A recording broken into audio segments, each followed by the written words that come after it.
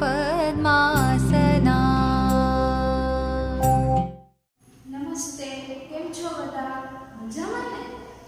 તો અહીં મેં તમને ઘણું બધું કંઈક દોરીને બતાવ્યું છે. તો કોઈ કહેશે મને એમાં શું શું દોર્યું છે? હા, સર્કલ, રેક્ટેંગલ એટલે કે ગોળ, ચોરસ, ત્રિકોણ વગેરે દોરેલું છે. તો આ બધું શું છે? આકારો. તો આજે આપણે એવું જ એક ચેપ્ટર પાયાના આકારોની સમજૂતી એ આપણે ભણીશું.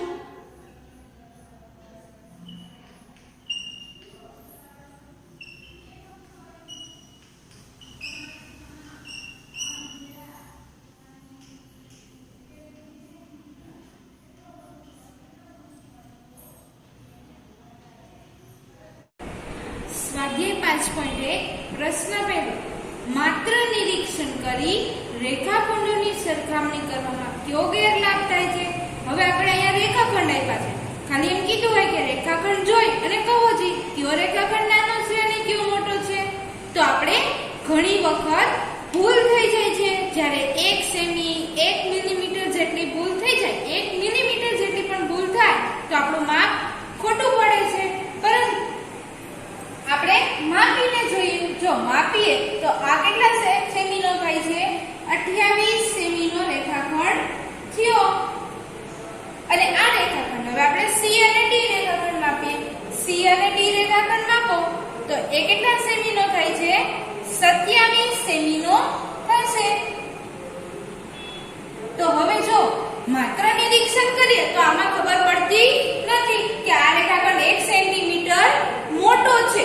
તો જ્યારે આપણે નિરીક્ષણ કરવાનું કે ત્યારે આવો ગેરલાભ થાય છે કે 1 સેમી 1 મિલીમીટર જેટલી ભૂલ રહી જાય છે. બીજો દાખલો. રેખાખંડની લંબાઈ માપવા માટે માપપટ્ટી કરતા દ્વિભાજક શા માટે વધુ ઉપયોગી છે? હવે આપણે પહેલા દાખલામાં માપપટ્ટી વડે રેખાખંડનું માપ મળ્યું, પરંતુ જ્યારે રેખાખંડ સાવ નાનો અથવા અતિશય મોટો હોય ત્યારે આપણે એને દોરેલો રેખાખંડ હોય એને માપ કરવાનું. જ્યારે માપ કરતા સમયે 1 સેન્ટીમીટર કે 1 મિલીમીટરની ભૂલ આવવી જોઈએ નહીં. તો આપણે માપપટ્ટીનો ઉપયોગ કરતા દ્વિભાજકનો ઉપયોગ કરવાનો. આ દ્વિભાજક હોય આપણી કંપાસ પેટીમાં આ રીતનું એક દ્વિભાજક આપેલું હોય છે. તો દ્વિભાજકની મદદથી જ્યારે રેખાખંડના બે અંત્ય બિંદુ હોય ત્યાં એની બંને અણીઓને સેટ કરવાની. અને આ જે માપ છે ઈ માપ પડે આપણે માપપટ્ટીની અંદર માપન કરવાનું કે કેટલા સેન્ટીમીટરનો થાય છે. આ માટે માપપટ્ટી કરતા દ્વિભાજક વધુ ઉપયોગી બને છે કે ભૂલ ન પડે. કોઈ એક રેખાખંડ દોરી તેને AB કહો. અહીં મેં એક રેખાખંડ દોરેલો એનું નામ AB આપ્યું. તેમાં કોઈ એક બિંદુ C ને A અને B ની વચ્ચે રેખાખંડ પર દર્શાવો. અહીં આપણે C બિંદુ રેખાખંડમાં ગમે તે બાજુ વચ્ચે દર્શાવ્યું.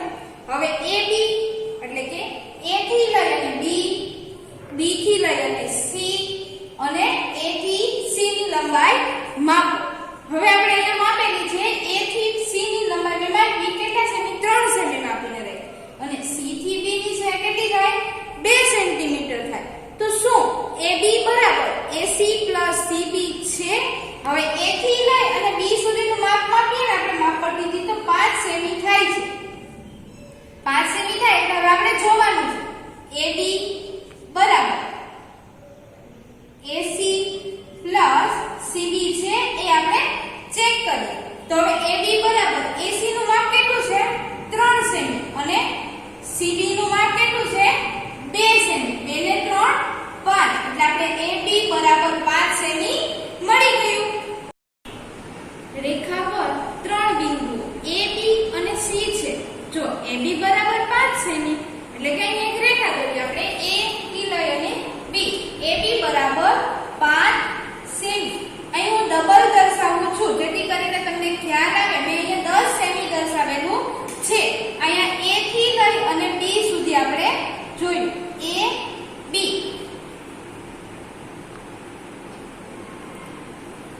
ત્યારબાદ આપણે BC બરાબર 3 સેમી. શરૂઆત ક્યાંથી કરવાની?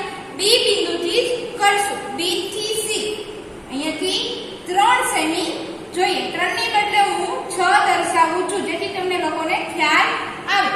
બીસી બરાબર 3 સેમી. હવે એસી બરાબર 8 સેમી હોય.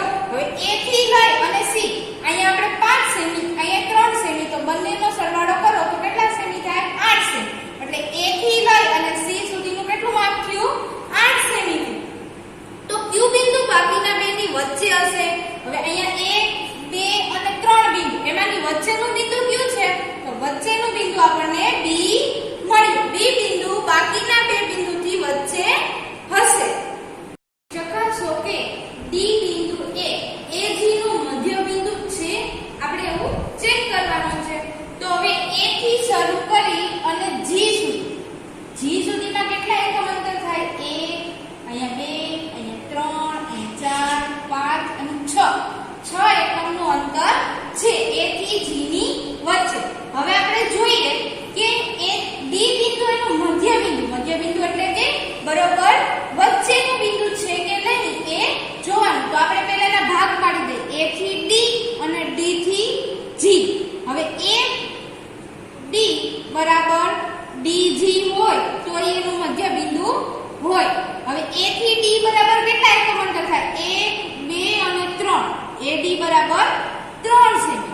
અને ડી થી જી સુધી જોઈએ તો અહીંયા પણ 1, 2 અને 3 સેમી થાય. એટલે કે 3 બરાબર 3. એટલે કે ડી બિંદુ છે એ થી જી સુધીનું મધ્ય બિંદુ છે.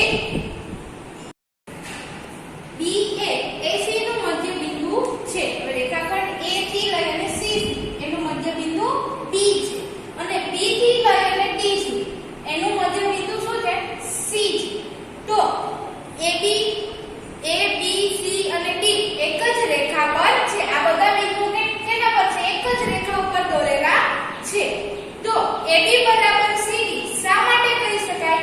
AB બરાબર CD એવું શું કામે કહી શકાય? તો હવે આપણે જોઈએ. માનો કે આ બધા વચ્ચે એક એકમનું અંતર છે. તો A થી લઈ અને C સુધીમાં કેટલા એકમ અંતર થાય? 2. અને B થી લઈ અને D સુધીમાં પણ 2 થાય. બંનેનું મધ્ય બિંદુ આપણને અલગ અલગ આપેલું છે. C અને D આ બંને મધ્ય બિંદુ છે. હવે A થી B જતા આપણને 1 એકમ અંતર થાય છે અને C થી D જતા પણ આપણને કેટલું એકમ અંતર થાય છે? 1 એકમ અંતર. એટલે બંનેના અંતર સરખા છે. એટલે કે હા AB બરાબર CD છે એવું કહી શકાય. દોરી તેમની બાજુઓ માપો. દરેક સ્થિતિમાં ચકાસો કોઈ પણ બે બાજુના માપનો સરવાળો હંમેશા ત્રીજી બાજુના માપ કરતાં વધુ હશે. અહીં આપણે એક પહેલા ત્રિકોણ દોર્યું. આ બાજુનું માપ કેટલું થયું? 10 સેમી. હવે બીજી બાજુમાં કરીએ. અહીંયા આપણે 9 સેમીનો બીજી બાજુ, ત્યારબાદ ત્રીજી બાજુ.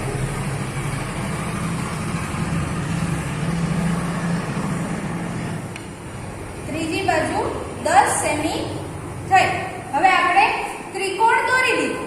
ત્રિકોણ દોરી હવે એની કોઈ પણ બે બાજુના માપનો સરવાળો એટલે કે આપણે એક આ બાજુ ને એક આ બાજુ બંનેનો સરવાળો કરી 10 ને 9 કેટલા થાય?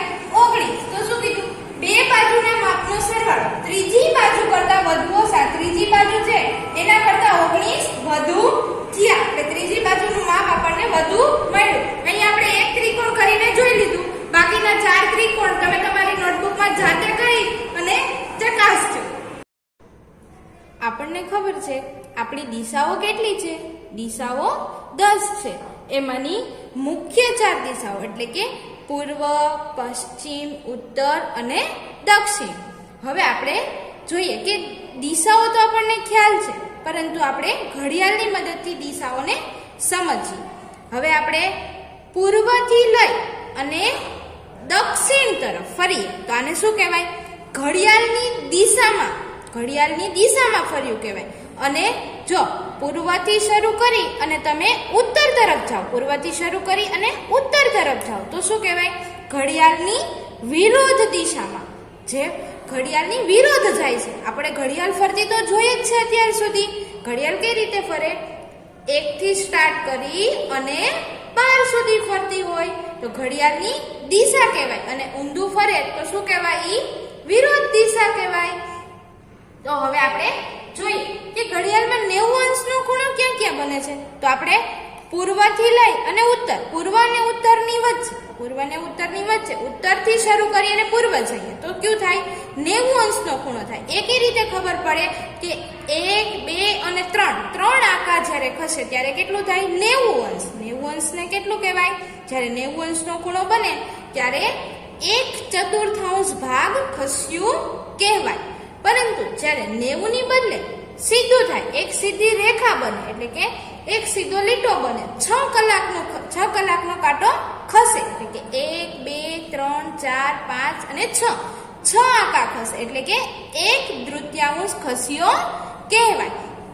કેટલું પરિભ્રમણ કર્યું કહેવાય? 1/3, એટલે કે 6 આંકા ખસ્યું. પરંતુ જ્યારે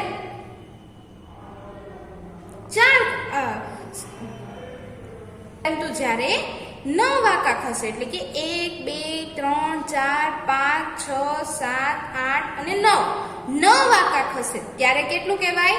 3/4 ભાગનું પરિભ્રમણ કર્યું કહેવાય. 3/4. તો આપણે હવે સ્વાધ્યાય 5.2 જોઈએ. સ્વાધ્યાય 5.2 પ્રશ્ન પહેલો. ઘડિયાળના કાંટાનો કલાકનો કાંટો નીચેના સમય પ્રમાણે ઘડિયાળની દિશામાં ફરે છે તો તે કેટલું પરિભ્રમણ કરશે તે અપૂર્ણાંકમાં દર્શાવો. તો એનો પહેલો દાખલો એમ કે છે 3 થી લઈને 9. તો આપણે જોયું એ મુજબ એક કાંટો આપણે 3 ઉપર સેટ કરીએ અને બીજો કાંટો 9 ઉપર સેટ કરીએ. 3 થી શરૂ કરી અને 9 સુધી કેટલું પરિભ્રમણ કરે તે જોઈએ. તો હવે કેટલા આંકા પરિભ્રમણ કર્યા? 1, 2, 3, 4, 5 અને 6 આંકા પરિભ્રમણ કરે, એટલે કે 1/2 કેટલું પરિભ્રમણ કરશે? 1/2. ત્યારબાદ બીજું 4 થી લઈ અને 7. તો એક કાંટો આપણે 4 ઉપર સેટ કરીએ અને બીજો કાંટો આપણે 7 ઉપર સેટ કરીએ.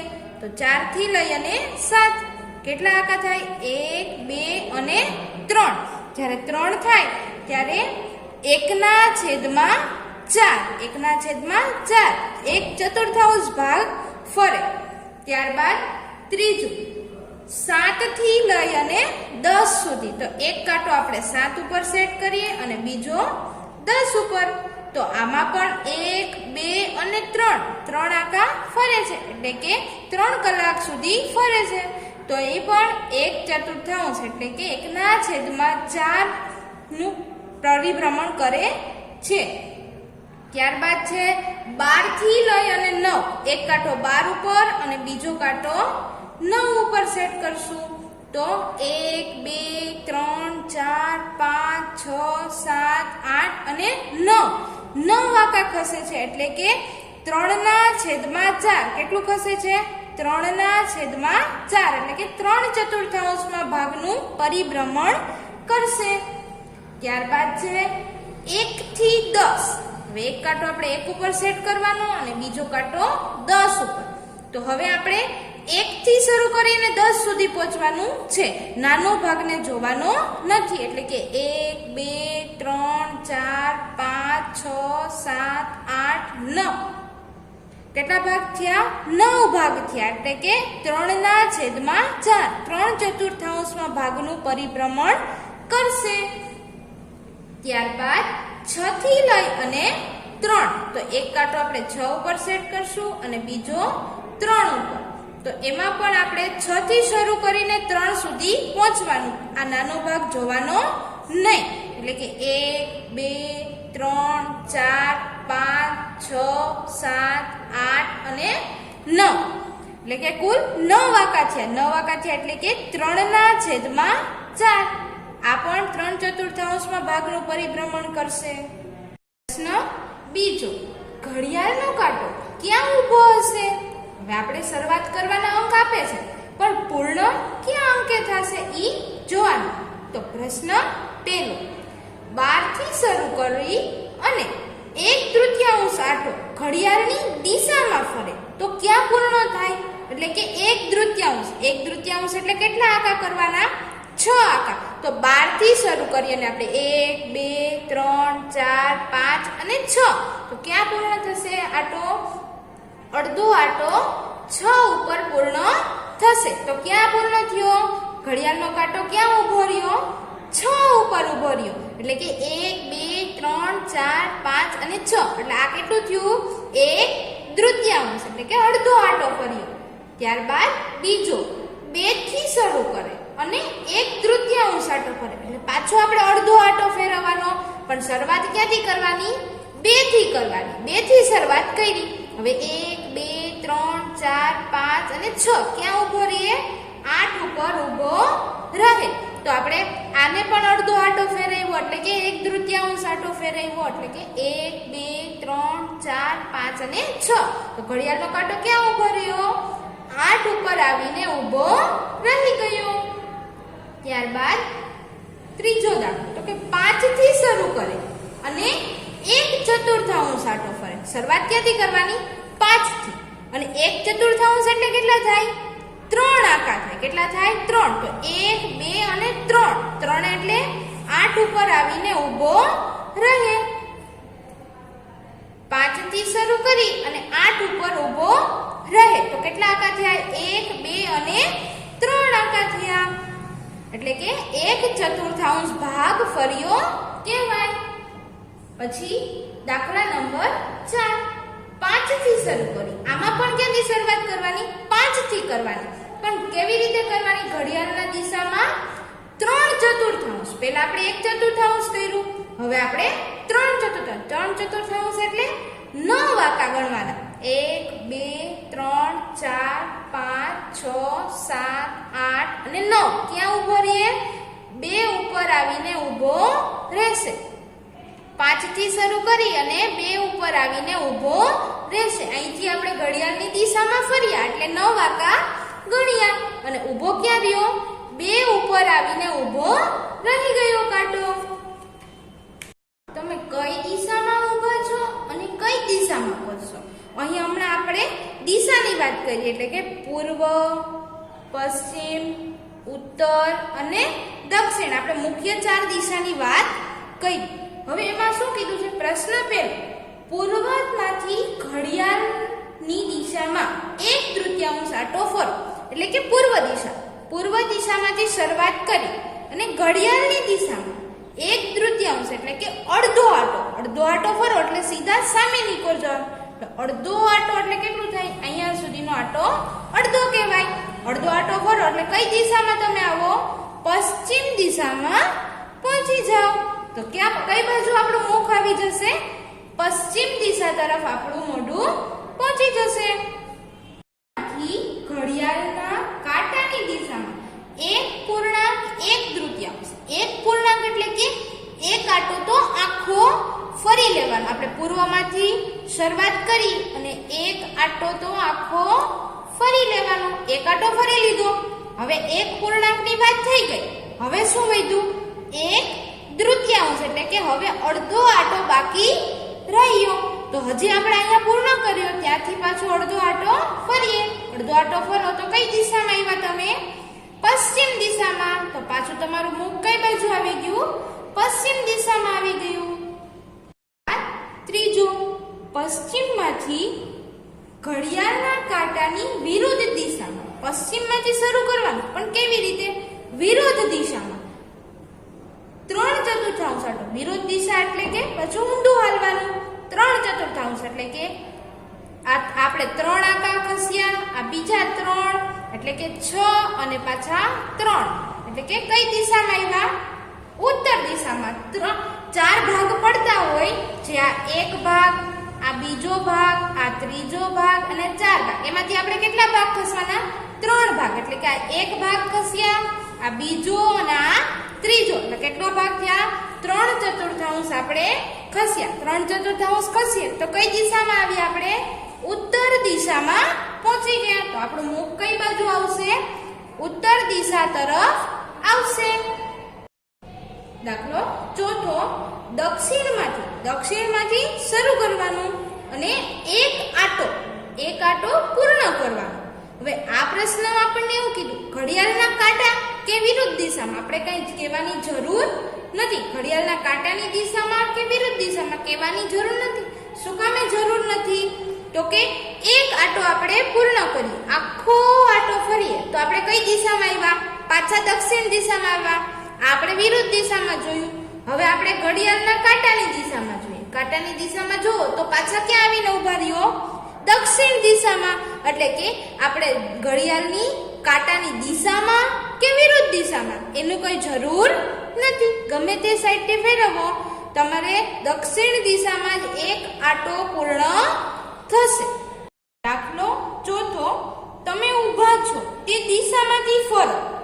એટલે કે તમે જે દિશા બાજુ મુખ રાખીને ઊભા છો એ દિશામાંથી ફરો. ત્યારે કેટલો આંટો ફરો તે કહો. હવે તમે પેલો દાખલામાં એમ કીધું છે પૂર્વમાંથી શરૂઆત કરવાની અને ઘડિયાળના કાંટાની દિશામાં ઉત્તરમાં. હવે આ કાંટાની દિશામાં આપણે શરૂ કરી અને ઉત્તર તરફ જવાનું. હવે આ કેટલો આંટો ફર્યો એ આપણે કહેવાનું. તો અહીં આપણે ઘડિયાળના કાંટાની દિશામાં પૂર્વથી શરૂ કરી અને ઉત્તર તરફ જઈએ તો આપણે 3/4 આંટો ફર્યો કહેવાય. કેટલો આંટો કહેવાય? 3/4. એટલે કે આ એક ભાગ અહીંયાથી પૂર્ણ થયો, આ અહીંયાથી અહીંયા સુધીનો બીજો ભાગ અને અહીંયાથી અહીંયા સુધીનો ત્રીજો ભાગ. ચોથો ભાગ પૂર્ણ થયો નથી. એટલે કે 3/4 ભાગ આપણે ફર્યા. ઘડિયાળના કાંટાની દિશામાં પૂર્વ તરફ. હવે દક્ષિણમાંથી શરૂઆત કરો અને ફરવાનું કેવી રીતે? ઘડિયાળના કાંટાની દિશામાં. એટલે કે સીધું રાઉન્ડ ફરવાનું અને ક્યાં સુધી? પૂર્વ તરફ. પૂર્વ સુધી ફરીએ તો કેટલા આંટા ફર્યા કહેવાય? અહીં આપણે એક ભાગ પૂર્ણ કર્યો, અહીં સુધીમાં બીજો ભાગ અને અહીં સુધીમાં ત્રીજો ભાગ. એટલે કે કુલ આપણે 3/4 આંટો ફર્યા કહેવાય. તો 3/4 આંટો આપણે ફર્યા. પશ્ચિમમાંથી ઘડિયાળના કાંટાની દિશામાં પૂર્વમાં. હવે આપણે શરૂઆત ક્યાંથી કરવાની? પશ્ચિમમાંથી. હવે પશ્ચિમમાંથી શરૂઆત કરવાની અને ઘડિયાળના કાંટાની દિશામાં પૂર્વ સુધી. તો હવે આપણે જોઈએ અહીંયાથી અહીંયા સુધીમાં આપણે એક આંટો પૂરો કર્યો, એક ભાગ પૂર્ણ કર્યો. અહીંથી અહીં સુધીમાં બીજો ભાગ, પણ ત્રીજો અને ચોથો ભાગ આપણે પૂર્ણ કર્યો નથી. એટલે આપણે કેવું આવશે? 2/4. આપણે કેટલા લખાય? 1/3. એટલે કેટલો આંટો પૂર્ણ કર્યો કહેવાય? અડધો આંટો પૂર્ણ કર્યો કહેવાય. એટલે કે 1/3 પરિભ્રમણ કરશે. પ્રશ્ન 5, ઘડિયાળનો કલાકનો કાંટો નીચેના સમય દરમિયાન કેટલા કાટખૂણા જેટલું ફરે તે કહેવાનું. હવે આપણે પહેલા જોઈએ કે 3 આંકા ફરે. એટલે કે અહીંયા 12 થી લઈ અને 3 આંકા ફરે એટલે એક કાટખૂણો થાય. જ્યારે 6 આંકા ફરે એટલે કે 12 થી લઈ અને 6, તો બે કાંટા વચ્ચે 6 આંકાનું અંતર હોય તો 2 કાટખૂણા ફરે. અને બે કાંટા વચ્ચે 9 નું અંતર હોય એટલે કે 9 અંકનું અંતર હોય તો 3 કાટખૂણા બને. કેટલા કાટખૂણા બને? 3. તો હવે આપણે પહેલો દાખલો જોઈએ. પહેલો દાખલો 3 થી લઈ અને 6. 3 થી શરૂ કરી અને 6, તો કેટલા આંકા થાય? 1, 2 અને 3. એટલે કેટલો કાટખૂણો થાય? અહીંયાથી અહીંયા સુધીમાં 1 કાટખૂણો થાય. ત્યારબાદ બીજું 2 થી લઈ અને 8 સુધી. 2 થી લઈ અને 8 સુધી. તો હવે આપણે જોઈએ 1, 2, 3. 3 એ 1 કાટખૂણો પૂરો થાય. પછી 4, 5 અને 6 સુધીમાં કેટલા કાટખૂણા પૂરા થાય? 2 કાટખૂણા પૂરા થાય. ત્યારબાદ ત્રીજું 5 થી લઈ અને 11. 5 થી શરૂ કરી અને 11 સુધી. તો આપણે 1, 2 અને 3. એટલે 8 ઉપર 1 કાટખૂણો પૂરો થયો. 1, 2 અને 3. એટલે 11 ઉપર બીજો કાટખૂણો. એટલે કે કુલ 2 કાટખૂણા જેટલું ફર્યું કહેવાય. ત્યારબાદ ચોથું ડી 10 થી લઈ અને 1 સુધી. 10 થી શરૂઆત કરી અને ક્યાં સુધી? 1 સુધી. એટલે કે 1, 2 અને 3.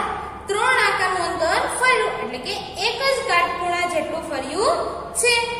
ત્યારબાદ 12 થી શરૂ કરી અને 9 સુધી તો કે 1 2 3 4 5 6 7 8 અને 9 આંકા ફરે તો કુલ કેટલું થાય? 3 કાટખૂણા જેટલું ફર્યું કહેવાય. કેટલા કાટખૂણા? 3. ત્યારબાદ એમાં પણ 12 થી શરૂઆત કરવાની. 12 થી શરૂઆત કરી અને ક્યાં સુધી? 6 સુધી. 12 થી શરૂઆત કરી અને 6 સુધી તો કે 1 2 અને 3 સુધીમાં એક કાટખૂણો, 4 5 અને 6 સુધીમાં બીજો કાટખૂણો એટલે કુલ 2 કાટખૂણા જેટલું ફર્યું કહેવાય. ત્યારબાદ પ્રશ્ન નંબર 6.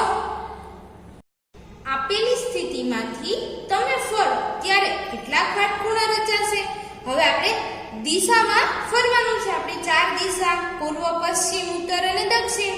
હવે આપેલા માપ પ્રમાણે આપણે દિશામાં ફરશું. ઘડિયાળની કાંટાની દિશા એટલે કે ઘડિયાળના કાંટાની દિશામાં દક્ષિણમાંથી પશ્ચિમ તરફ દક્ષિણથી શરૂઆત કરવાની અને ક્યાં સુધી જવાનું? પશ્ચિમ સુધી. હવે આપણે અહીંયાથી એટલું ફરીએ એટલે કે કેટલા કાટખૂણા થાય? એક કાટખૂણો થાય. કેટલા કાટખૂણા થાય? એક કાટખૂણો થશે. ત્યારબાદ બીજું, ઘડિયાળના કાંટાની વિરુદ્ધ દિશામાં એટલે કે ઊંધું ફરવાનું. ઉત્તરથી પૂર્વ. હવે ઉત્તરથી ક્યાંથી શરૂઆત કરવી? ઉત્તરથી અને પૂર્વ તરફ ખસશું એટલે કે એક કાટખૂણો, અહીંયાથી અહીંયા સુધીમાં બીજો કાટખૂણો અને પૂર્વ સુધીમાં પહોંચતા આપણે કેટલા કાટખૂણા ફર્યા? 3 કાટખૂણા ફર્યા. અને ક્યાં પહોંચી ગયા આપણે? ઉત્તરમાંથી પૂર્વ સુધી પહોંચી ગયા. પૂર્વ તરફ આવી ગયા એટલે કેટલા કાટખૂણા થયા? 3 કાટખૂણા થયા. બાદ પશ્ચિમથી પશ્ચિમમાં આમાં આપણને કીધું નથી ઘડિયાળના કાંટાની દિશામાં ફરવું કે વિરુદ્ધ દિશામાં ફરવું એ કીધું નથી, કેમ કે આપણે પશ્ચિમથી શરૂઆત કરીને પશ્ચિમમાં જ પહોંચવાનું છે. એટલે ગમે એ બાજુથી શરૂઆત કરો, પહોંચવાનું ક્યાં છે? પશ્ચિમમાં જ પહોંચવાનું છે. એટલે આપણે કે એક કાટખૂણો, 2 3 અને 4. હવે આખું રાઉન્ડ પૂરું કરતા આપણને કેટલા કાટખૂણા ફર્યા કહેવાય? 4 કાટખૂણા ફર્યા કહેવાય. કેટલા? હવે આપણે આ ઘડિયાળની દિશામાં જોયું, વિરુદ્ધ દિશામાં જોઈએ તો 4 થાય. 1 2 3 અને 4. વિરુદ્ધ દિશામાં ફરો તો કેટલા કાટખૂણા થયા? 4 કાટખૂણા થયા. દક્ષિણથી ઉત્તરમાં. દક્ષિણથી ઉત્તરમાં આમાં પણ આપણને ઘડિયાળની દિશામાં કે વિરુદ્ધ દિશામાં કીધું નથી. હવે આપણે દક્ષિણથી શરૂઆત કરીને પહેલા ઘડિયાળની દિશામાં જોઈએ એટલે કે ઘડિયાળના કાંટાની દિશામાં એટલે કે એક કાટખૂણો અને અહીંયાથી અહીંયા જતા બીજો કાટખૂણો. તો કેટલા કાટખૂણા ફર્યા? 2 કાટખૂણા. આ કયું થયું? ઘડિયાળના કાંટાની દિશામાં. કેમાં થયું? દિશામાં. હવે આપણે વિરુદ્ધ દિશામાં જોઈએ તો વિરુદ્ધ દિશામાં જોવા માટે આપણે જોઈએ એક કાટખૂણો અને અહીંયાથી અહીંયા જતા બીજો કાટખૂણો. તો એમાં પણ કેટલા જવાબ મળ્યા? 2 કાટખૂણા. વિરુદ્ધ દિશામાં જઈએ તો પણ કેટલા કાટખૂણા થાય? 2 થાય. અને ઘડિયાળની દિશામાં જઈએ તો પણ કેટલા થાય? 2 થાય. એટલા માટે આપણે ઘડિયાળની દિશામાં કે વિરુદ્ધ દિશામાં લખવાની જરૂર નથી. પ્રશ્ન 7મો, ઘડિયાળના કાંટા ફરીને ક્યાં ઊભા રહેશે? એટલે કે આપણે ઘડિયાળના કાંટાને ફેરવવાના, પણ એમાં જેમ કીધું એ મુજબ તો 6 વાગ્યાથી શરૂ કરીને એટલે કે શરૂઆત ક્યાંથી કરવાની? 6 વાગ્યાથી. અને કેટલું ફરવાનું? એક કાટખૂણા જેટલું. એક કાટખૂણો એટલે કેટલા કલાક? 3 કલાક. 1 2 અને 3. તો ક્યાં આવીને ઊભો રહ્યો કાંટો? 9 ઉપર આવીને ઊભો રહ્યો. 6 થી શરૂ કરી અને એક કાટખૂણો ફરો એટલે કેટલા વાગ્યા ઉપર આવીને ઊભો રહીએ? 9 વાગ્યા આવીને ઊભો રહે. ત્યારબાદ શું કીધું? 8 થી શરૂઆત કરવાની. ક્યાંથી શરૂઆત કરવાની? 8 થી. અને કેટલા કાટખૂણા જેટલું ફરવાનું? 2 કાટખૂણા જેટલું. 2 કાટખૂણા જેટલું ફરો એટલે કેટલી કલાક થાય? 6 કલાક. 3 કલાકે એક કાટખૂણો તો 6 કલાકે 2 કાટખૂણા એટલે કે 1 2 3 4 5 અને 6. 6 એટલે ક્યાં આવીને ઊભો રહીએ? 2 ઉપર આવીને ઊભો રહીએ. 8 વાગે શરૂ કરી 2 કાટખૂણા જેટલું ફરો તો ક્યાં ઊભો રહીએ? 2 વાગ્યા ઉપર આવીને ઊભો રહે. હવે 10 વાગે શરૂઆત કરવાની. 10 વાગે શરૂઆત કરો અને 3 કાટખૂણા જેટલું ફરે. 3 કાટખૂણા એટલે કેટલી કલાક? 1 એ 3 કલાક, તો 3 એ 9 કલાક. તો 1 2 3 4 5 6 7 8 અને 9. ક્યાં આવીને ઉભો રહ્યો? 7 ઉપર આવીને ઉભો રહે. 10 વાગે શરૂઆત કરીએ અને 3 કાટખૂણા ફરીએ તો ક્યાં આવીને ઉભો રહીએ? 7 ઉપર આવીને ઉભો રહે. એટલે કે 1 2 3 4 5 6 7 8 ને 9 કલાક થાય. હવે ત્યારબાદ ચોથો દાખલો. 7 વાગે શરૂ કરીએ કે શરૂઆત ક્યાંથી કરવાની? 7 વાગ્યાથી. 7 વાગે શરૂઆત કરી અને 2 સરળ કોણ. 2 સરળ કોણ એટલે શું? કે એક સરળ કોણ એટલે 180 અંશ, એટલે કે 2 કાટખૂણા ફરે. એક સરળ કોણ એટલે 2 કાટખૂણા. 2 કાટખૂણામાં કલાક કેટલી જોઈ? 6. તો 1 2 3 4 5 અને 6. 6 એ એક કાટખૂણો પૂરો થયો અને હજી બીજો કીધો, એટલે કે બે સરળ કોણ કીધા. એટલે 1 2 3 4 5 અને 6. 6 પાછા થાય એટલે કેટલા થાય? 2 સરળ કોણ પૂરા થાય. 2 સરળ કોણ પૂરા થયા એટલે ક્યાં આવીને ઉભો રહીએ? પાછો 7 ઉપર જ આવીને ઉભો રહીએ. એટલે કે આખું પરિભ્રમણ એટલે કે આખો આટો પૂર્ણ કર્યો. 5.3 એનો પ્રશ્ન પહેલો. પ્રશ્ન પહેલામાં શું કરવાનું કીધું છે? જોડકા જોડવાના છે. તો જોડકાની અંદર આપણને પહેલું સરળ કોણ. તો સરળ કોણ કેને કરે છે? પહેલા તો એ સમજવું પડે. તો સરળ કોણ એટલે કે 1/3 આટો પરિભ્રમણ કરે. સરળ કોણની વ્યાખ્યા શું છે? કે કાંટો ઘડિયાળની દિશામાં કે વિરુદ્ધ દિશામાં આખા આટાનો અડધો આટો એટલે કે 1/3 આટો પૂરો કરે એટલે કે સરળ કોણ થયો કહેવાય. 1/3 એટલે આપણને ખબર છે 1/3 એટલે 2 કાટખૂણા. 2 કાટખૂણા એટલે કેટલા અંશ થાય? 180 અંશ. સરળ કોણનો માપ કેટલું થાય? 180 અંશ થાય. તો હવે એ કેટલું થાય? અડધો આટો એટલે કે અહીંયા C સાથે જોડી દેવાનું. સરળ કોણ એટલે કે આટાનો અડધો ભાગ. ત્યારબાદ જોઈએ કાટખૂણો. કાટખૂણો કેને કહેવાય? તો આપણે 5મા ધોરણથી ભણતા આવીએ છીએ. કાટખૂણો એટલે કેટલું અંશ થાય? 90 અંશ થાય. 90 અંશ એટલે આપણે હમણાં જોયું ઘડિયાળમાં કેટલા આટા થતું હતું? 1/4 ભાગ. કેટલો ભાગ? 1/4 એટલે કે એક આટો હોય એનો 1/4 ભાગ. તો ઈ ક્યાં આપેલું છે આપણને? ટી માં આપેલું છે. આટાનો 1/4 ભાગ. ત્યારબાદ ત્રીજું શું છે? લઘુકોણ. લઘુકોણ ત્યારબાદ લઘુકોણ. લઘુકોણ કેને કહેવાય? લઘુકોણ એટલે 90 થી નાનો. આ 90 અંશ હોય એનાથી કેવો લેવાનો? નાનો ખૂણો. જે ખૂણા નાના હોય 90 થી ઈ બધાય કેવા થાય? લઘુકોણ. એટલે કે 1/4 કરતા ઓછું.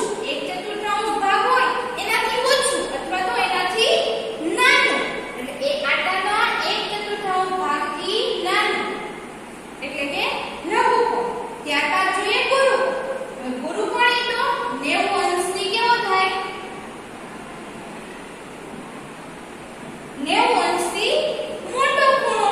90 અંશથી મોટો ખૂણો એટલે કે 1/4 થી મોટો અને 1/3 થી નાનો. 1/3 એટલે કેટલા? 180 અને 1/4 એટલે 90. આ બંનેની વચ્ચે જે ખૂણો બને એ કેવો થાય? ગુરુકોણ થાય. એટલે કે 1/4 અને 1/3 ની વચ્ચેનો ખૂણો. ત્યારબાદ નવો શબ્દ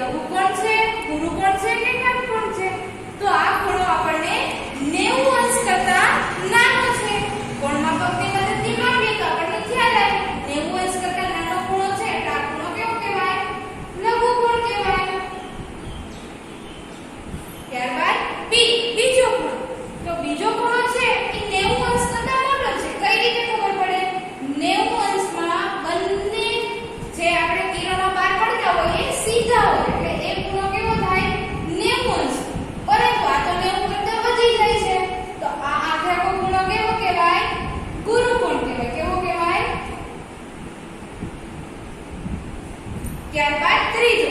હવે આપણે બીજામાં જોયું એમાં શું કીધું કે જેમ બે કિરણો સીધા એક આડું જતું હોય એક ઊભું જતું હોય, સીધી દિશામાં જતું હોય તો એ કાટખૂણો કહેવાય. તો આ ખૂણો કેવો કહેવાય? કાટકોણ. ત્રીજો ખૂણો કેવો થયો? કાટકોણ. હવે આપણને 90 કરતા નાનું માપ હોય એ તો આપણે લઘુકોણ કહીએ છીએ,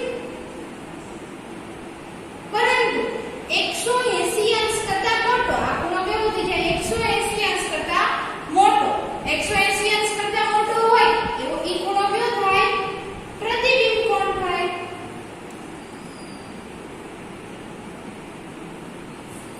ત્યારબાદ ઈ. આ ઈ તો સીધી રેખામાં જાય છે. જે સીધી રેખામાં જતો હોય એ કેવો હોય? સરળ કોણ. સરળ કોણ કેવો હોય? દોરવામાં પણ સરળ અને સમજવામાં પણ સરળ. સીધી રેખા કરવાની એટલે એ સરળ કોણ. ત્યારબાદ આટો કોણ આપણને ખ્યાલ આવી જાય છે. 90 અંશ કરતા કેવા છે? નાના છે. એટલે આ બંને ખૂણા, આ ખૂણો અને આ ખૂણો ઈ બંને કેવા છે? લઘુકોણ છે. કેવા છે? સ્વાધ્યાય 5.4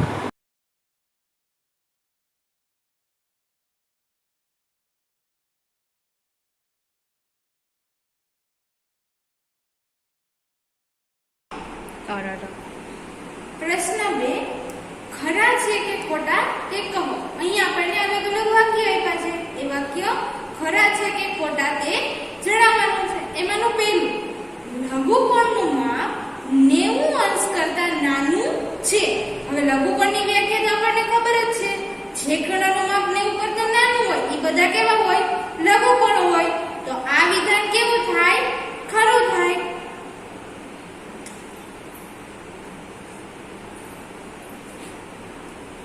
ત્યારબાદ બીજું, ગુરુકોણનું માપ 90 અંશ કરતા નાનું. હવે ગુરુકોણની વ્યાખ્યા તો એમ કે છે કે જે ખૂણાનું માપ 90 કરતા મોટું હોય ઈ બધા ગુરુકોણ કહેવાય. તો અહીં આપણને નાનું કીધું છે. તો આ વિધાન કેવું પડે? ખોટું પડે.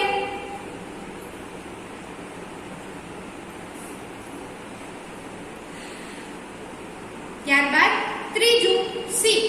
સરળ કોણનું માપ 90 કરતા વધુ છે. હવે સરળ કોણની વ્યાખ્યા તો આપણને આવડે જ છે. સરળ કોણની વ્યાખ્યા શું કહે છે? કે જે ખૂણાનું માપ 180 અંશ હોય ઈ બધા સરળ કોણ. એટલે કે એમાં પાક્કું માપ આપેલું છે 180 હોય ઈ જ સરળ કોણ કહેવાય. તો આ તો 180 કરતા વધુ છે. તો આ સરળ કોણ કહેવાય નહીં. તો આ વિધાન કેવું પડે? ખોટું પડે.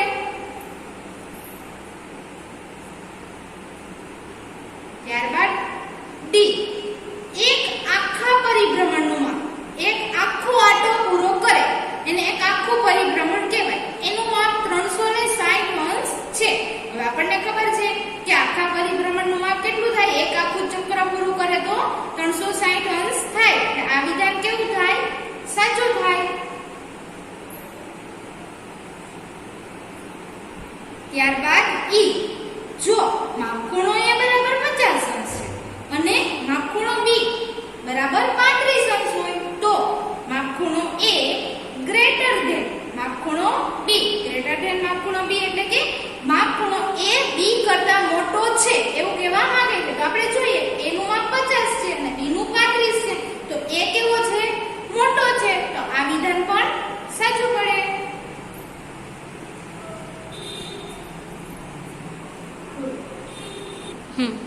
પ્રશ્ન 3, નીચેના ખૂણાઓના માપ લખો. તો પહેલો ખૂણો આપણને લઘુકોણ આપેલો છે. તો લઘુકોણ એટલે 90 થી નાના. 0 થી લઈ અને 90 થી નાના સુધી ગમે એટલા ખૂણા લખો એ બધા કેવા થાય?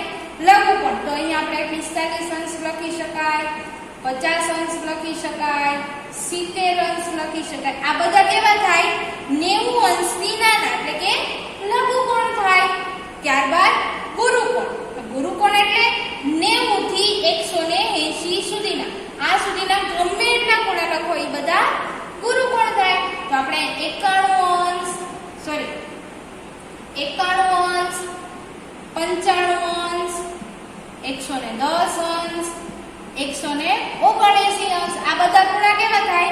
ગુરુકોણ થાય. કેવા થાય? ગુરુકોણ. પ્રશ્ન નંબર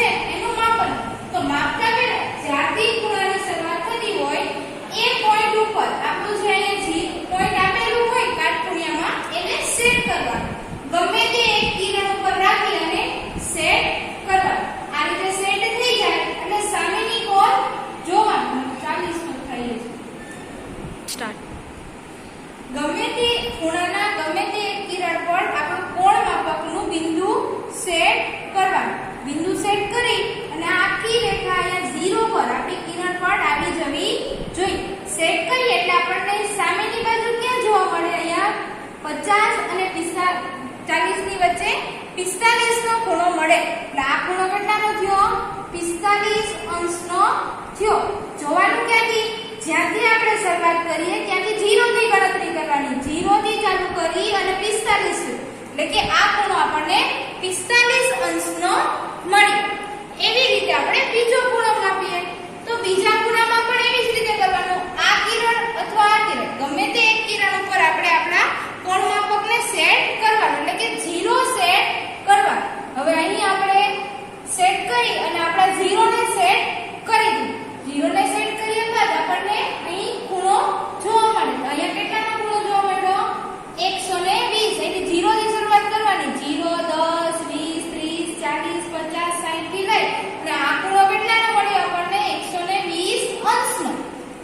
ત્રીજો દાખલો આપણે જોઈએ. એમાં પણ આપણે કિરણને સેટ કરીએ. કિરણને સેટ કર્યા પછી જોઈએ તો આ ખૂણો આપણને 90 પર આવીને ઊભો રહે છે.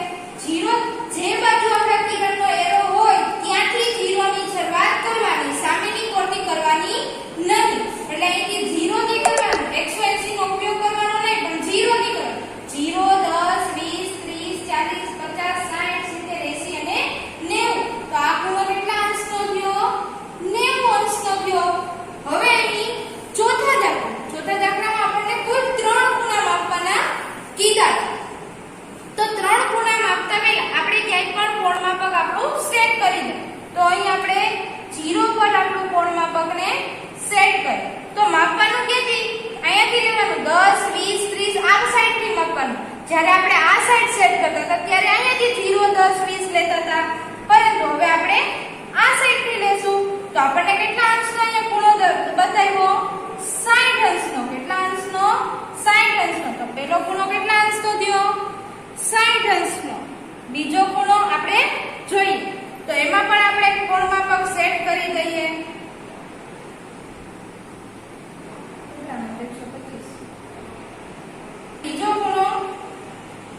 બીજો ખૂણો સેટ કરીએ. બીજો ખૂણો આપણને કેટલાનો મળ્યો?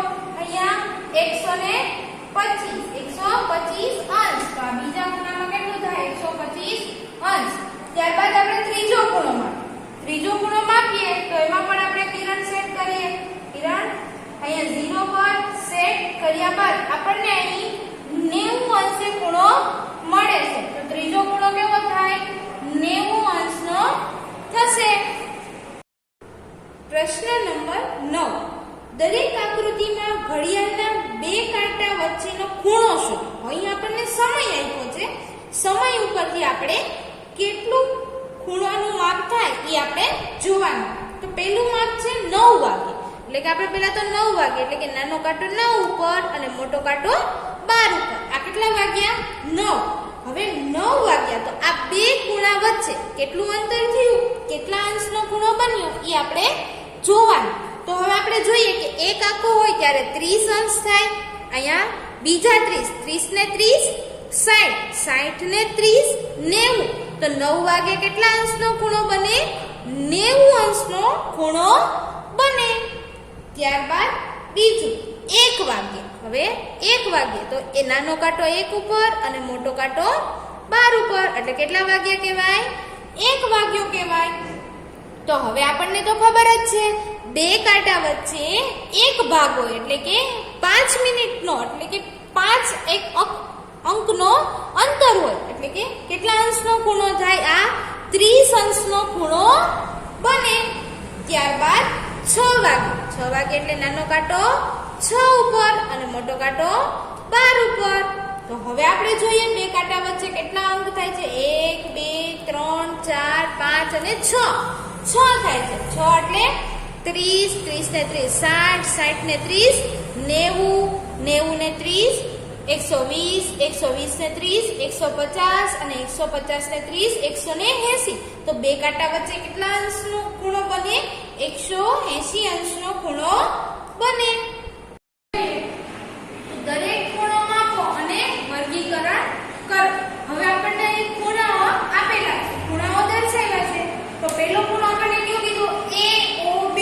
હવે A O અને અહીંયાથી લઈને B સુધીનું માપ કરવાનું. એટલે કે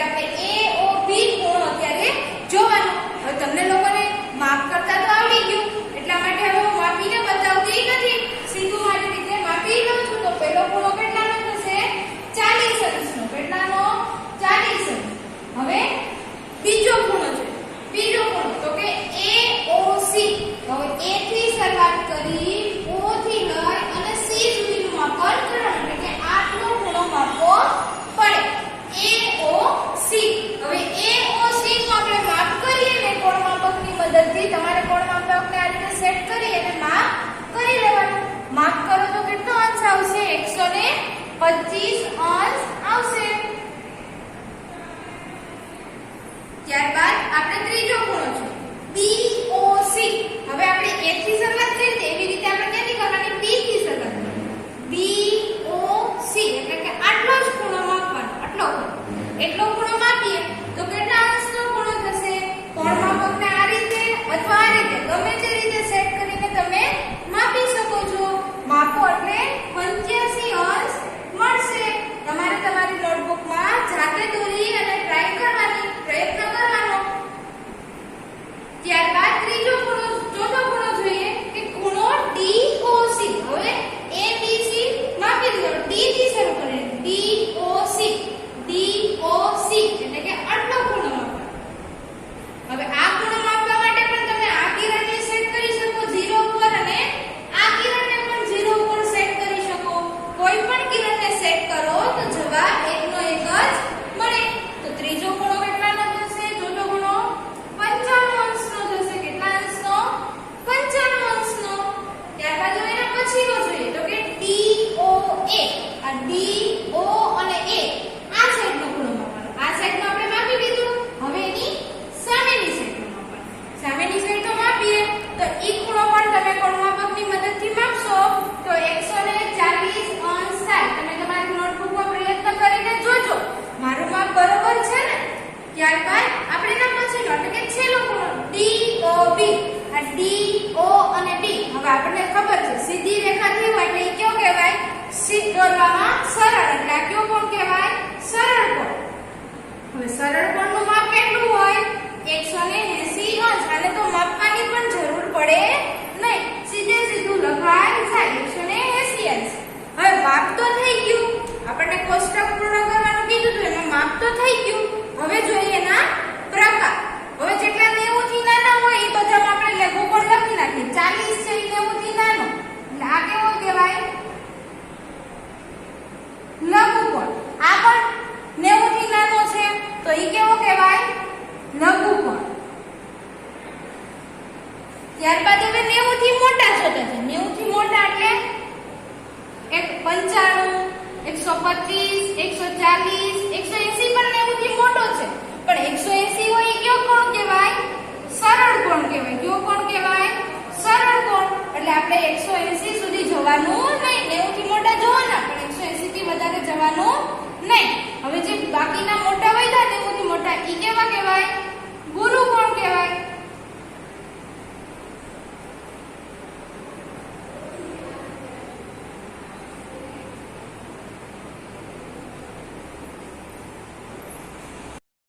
સ્વાધ્યાય 5.5 એનો પ્રયોગ.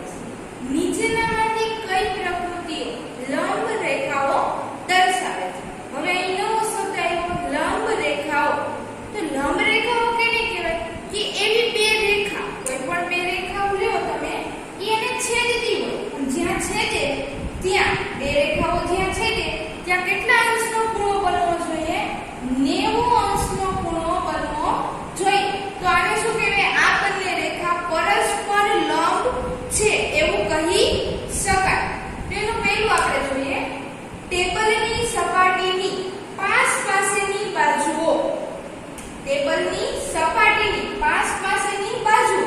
હવે ટેબલ હોય એના ઉપરથી જોઈએ તો આપણને કેવું દેખાય? ચોરસ અથવા લંબચોરસ. આ એની સપાટી કહેવાય. આ શું કહેવાય? એની સપાટી છે. હવે એની પાસેની બાજુ આ એક બાજુ અને એની બાજુની આ બાજુ પાસેની બાજુ. હવે એ બંને વચ્ચે કેટલાનો ખૂણો બને? 90 અંશનો. તો આ શું છે? પરસ્પર લંબ છે. ત્યારબાદ રેલવે ટ્રેકના પાટા. હવે તમે ટ્રેનમાં તો ગયા હોય તો અહીંયા રેલવે ટ્રેકના પાટા જોયા હોય તો પાટા કેવી રીતે જતા હોય? એક સીધી દિશામાં એટલે કે આડા હોય અથવા તો ક્યાંક આવી રીતે ક્રોસમાં જતા હોય. પણ બંને પાટા એક સાથે જતા હોય, ક્યાંય ભેગા થતા હોય નહીં.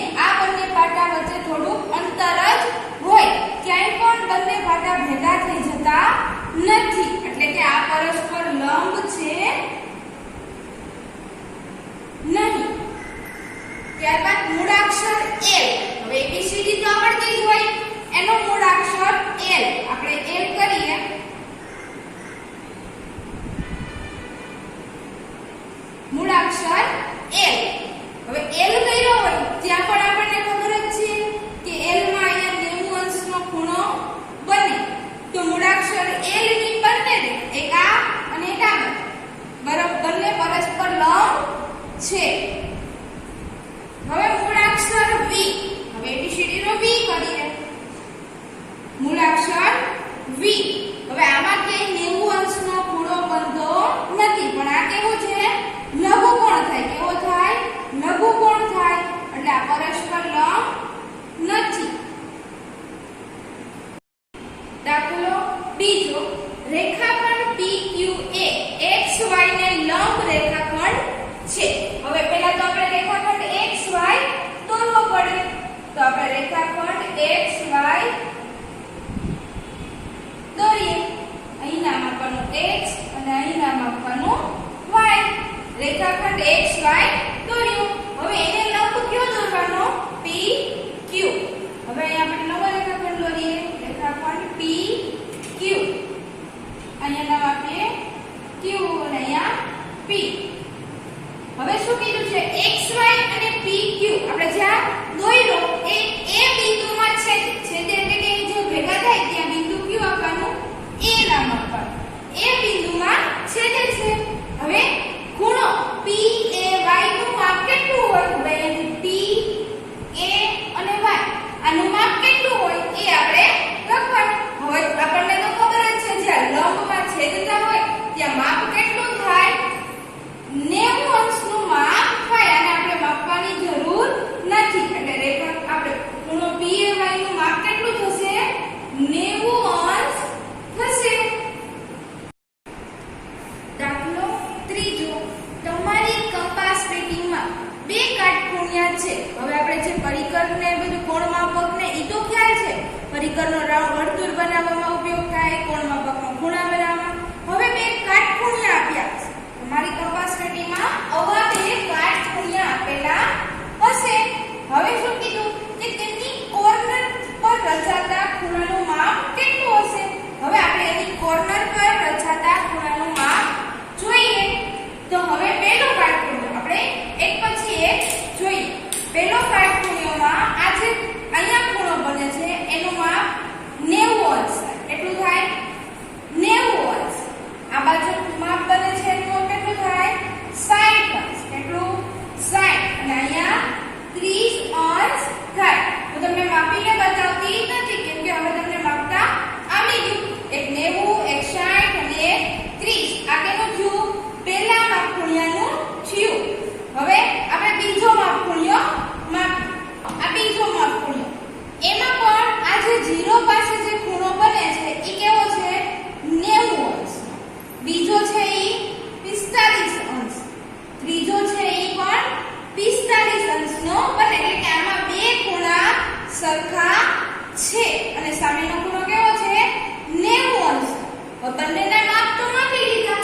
હવે આપણને કીધું છે કે શું તેમના કોઈ એક ખૂણાનું માપ સરખું છે? હવે જોઈએ તો અહીંયા 90 અને આમાં પણ 90. પહેલા માપખૂણિયામાં પણ 90 છે અને બીજા માપખૂણિયા પણ 90 છે.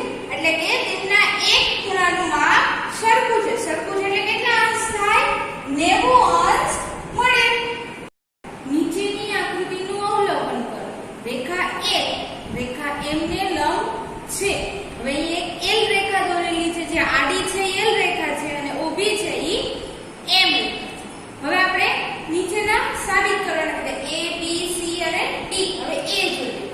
CE બરાબર EG છે એવું આપણને પૂછ્યું છે. હવે આપણે C થી લઈ અને E સુધી જોઈએ. 3 થી 5 C થી E એટલે કેટલા એકમ થાય? 2 એકમ થાય. અને E થી G E F ને G 5 થી લઈને 7 એમાં પણ કેટલા થાય? 2 એકમ થાય. એટલે કે એ બંને કેવા છે? સરખા છે. હા, એ બંને સરખા જ છે. ત્યારબાદ શું? E PE એ CG નું વિભાજક છે.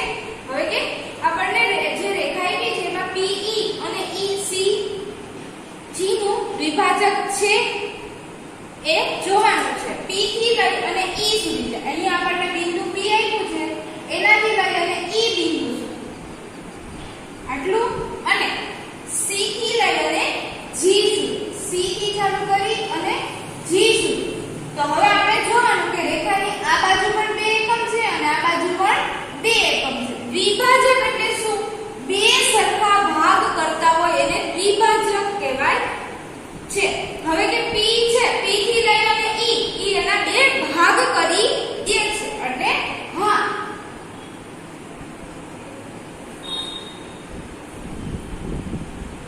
ત્યારબાદ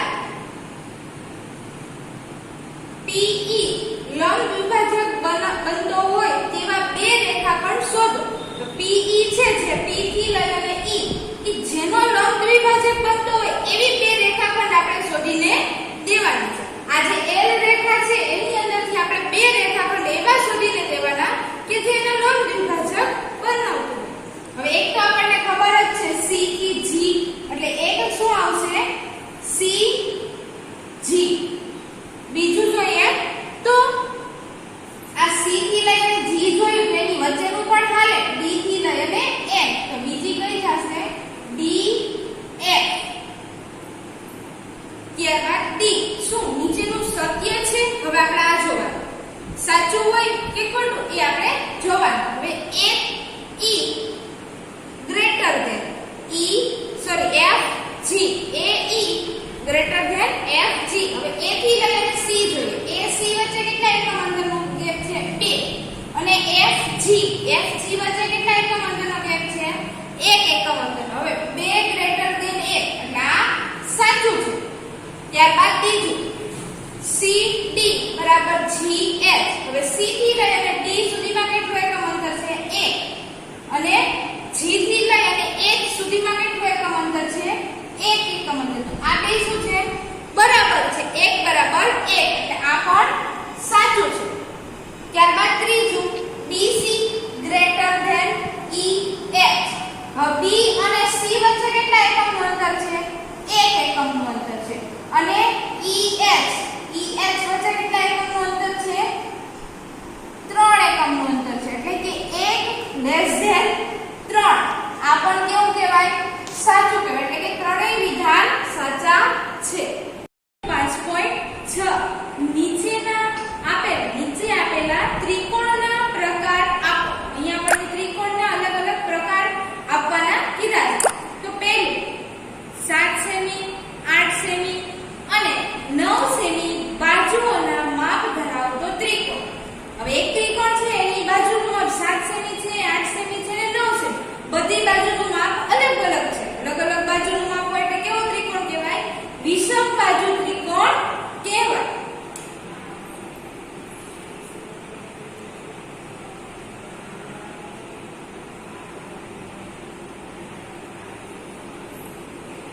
ત્યારબાદ ત્રિકોણ ABC જેમાં AB બરાબર 8.7 સેમી છે, AC બરાબર 7 સેમી છે અને BC બરાબર 6 સેમી છે. આમાં પણ આપણને ત્રણેય બાજુનું માપ કેવું આપ્યું છે? અલગ અલગ. એટલે આ ત્રિકોણ પણ કેવો થશે? વિષમ બાજુ ત્રિકોણ થશે.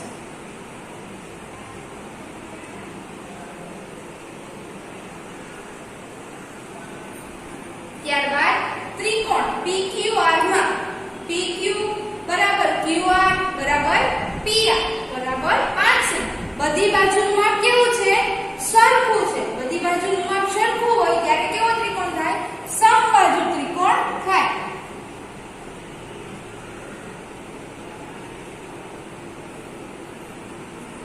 ત્યારબાદ ત્રિકોણ DEF જેમાં માપ ખૂણો D બરાબર 90.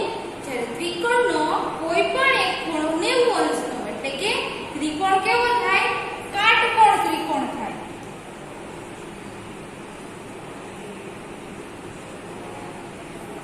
ત્યારબાદ E ત્રિકોણ XYZ જેમાં માપ ખૂણો Y બરાબર 90 છે અને XY અને YZ નું માપ સરખું છે. હવે એક ખૂણો 90 એટલે કેવો થાય?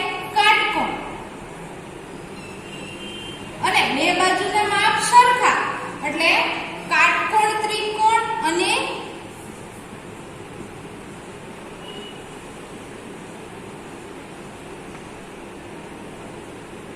સમદ્વિબાજુ ત્રિકોણ. જેની બે બાજુ સરખી હોય સમદ્વિબાજુ અને એક ખૂણો 90 નો છે એટલે કાટકોણ.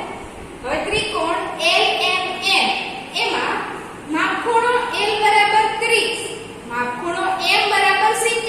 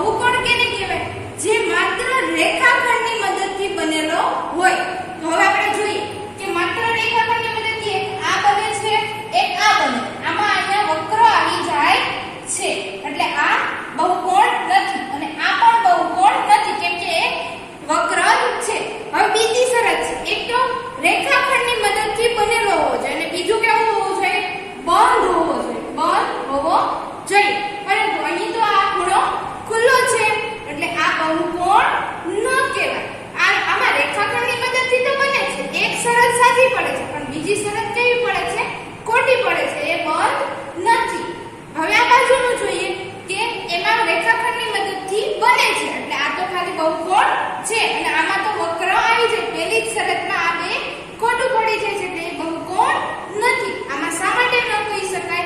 કેમ કે એ ખુલ્લી આકૃતિ છે. હવે આમાં બેમાં વક્રનો ઉપયોગ થઈ જાય છે, વક્ર ભાગ આવી જાય છે, તે બહુકોણ નથી.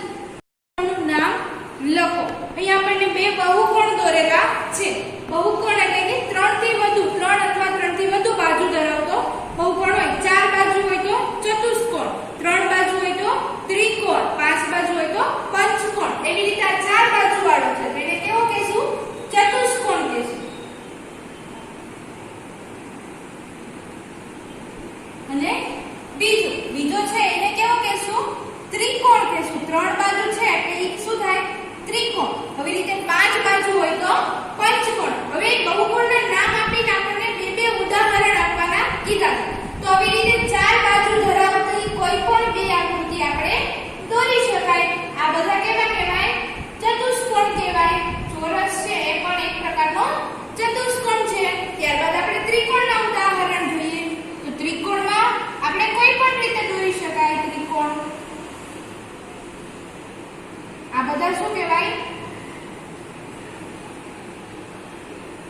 ત્રિકોણ કહેવાય. ષટકોણની કાચી આકૃતિ દોરો. તેના કોઈ પણ 3 શિરોબિંદુને જોડી ત્રિકોણ રચો. તમે દોરેલો ત્રિકોણ કયા પ્રકારનો છે તે કહો. અહીં મેં ષટકોણની કાચી આકૃતિ દોરેલી. તેના કોઈ પણ 3 શિરોબિંદુ એટલે આપણે એક આ પહેલેથી 3 શિરોબિંદુને જોડવા. એટલે અહીંયાથી 1 ને 2 અને આ ત્રીજો 1 2 અને 3 આપણે 3 શિરોબિંદુને જોડ્યા. અહીં આપણો ત્રિકોણ રચાયો. આ ત્રિકોણ કેવો થયો? લઘુકોણ ત્રિકોણ થયો. હવે તમારે તમારી રીતે તમારી બુકમાં અન્ય ત્રિકોણ દોરવો હોય તો પણ દોરી શકો છો. તમે આ બે બિંદુને પણ જોડી શકો છો. તો આના પછીના બે દાખલા એમાં આપણને અષ્ટકોણ દોરવાનું કીધું છે અને એના પછી આપણને કંઈક પંચકોણ જેવું દોરવાનું કીધું છે. તો આ બંને દાખલા તમારે જાતે પ્રયત્ન કરવાના. એમાં પણ શિરોબિંદુઓ જોડવાના છે અને ચકાસવાનું છે. સર્વે ભવન્તુ સુખિનઃ સર્વે સંતુ નિરામયાઃ સર્વે ભદ્રાણિ પશ્યन्तુ મા કશ્ચિદ દુઃખ ભાગ ભવેत्.